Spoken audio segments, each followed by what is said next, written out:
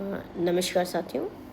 देखिए आज जैसा कि आपका ग्रुप ए का जो जनरल अवेयरनेस का जो एग्ज़ाम है वो हो गया है और मेन सब्जेक्ट्स के भी एग्ज़ाम्स हो गए हैं।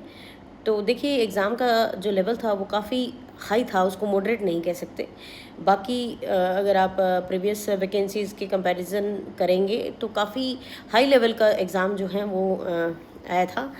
हर फील्ड में ही क्वेश्चंस जो हैं वो डायरेक्ट न पूछे जा कर के बहुत ज़्यादा डेप्थ में पूछे गए थे। सरफेशियल क्वेश्चंस आपको देखने को नहीं मिले थे, यानी कि ये कह सकते हैं कि ओवरऑल एक नया ही पैटर्न आपको देखने को मिला था। तो बहुत सारे जो कैंडिडेट्स हैं, जो एस्पिरेंट्स हैं, वो बहुत ज़्यादा निराश हैं। कुछ लोगों ने अभी से मिलाना शुरू कर दिया और वो कह रहे हैं कि हमारे तो इतने रॉन्ग हो गए हैं, हम सेकेंड पेपर में बैठेंगे ही नहीं। नहीं, ऐसी गलती नहीं करनी है। मैंने आपको पहले ही कहा था, आपको चेक नहीं करना है। आज का दिन रुकिए, आप अपनी तैयारी कीजिए, क्विक रिवीजन ले लीजिए इंग्लिश सब्जेक्ट का, एंड देन आप अपीयर जरूर होइए एग्ज़ाम में।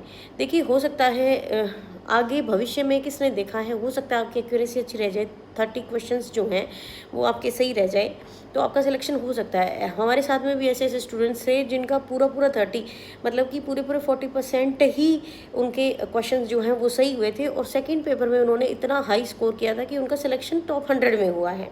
तो प्लीज़ निराश मत होइए, अपने दिमाग पे लोड नहीं लेना है। जैसा पेपर आपका हो गया कोई बात नहीं, आगे हो सकता है अगर क्वेश्चन पेपर टफ रहा हो, कोई नॉर्मलाइजेशन हो जाए। हालांकि अभी इसके बारे में कोई कुछ भी चर्चा करना सही नहीं रहेगा।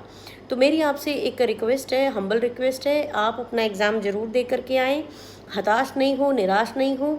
सभी के लिए जो पेपर है ये बहुत चैलेंजिंग रहा है और जिसने लंबे समय से तैयारी की होगी, जिसने सरफेशियल न पढ़ करके डेप्थ में पढ़ा होगा, आई होप कि उसका पेपर जो है इन कंपैरिजन टू अदर्स अच्छा रहा होगा।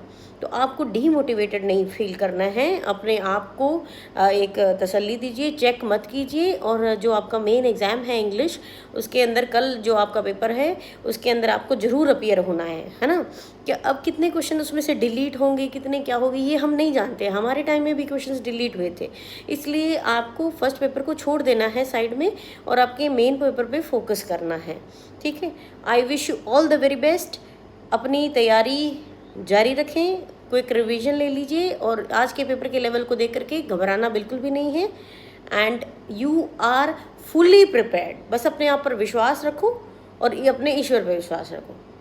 Thank you and I wish you all the very best. Good luck.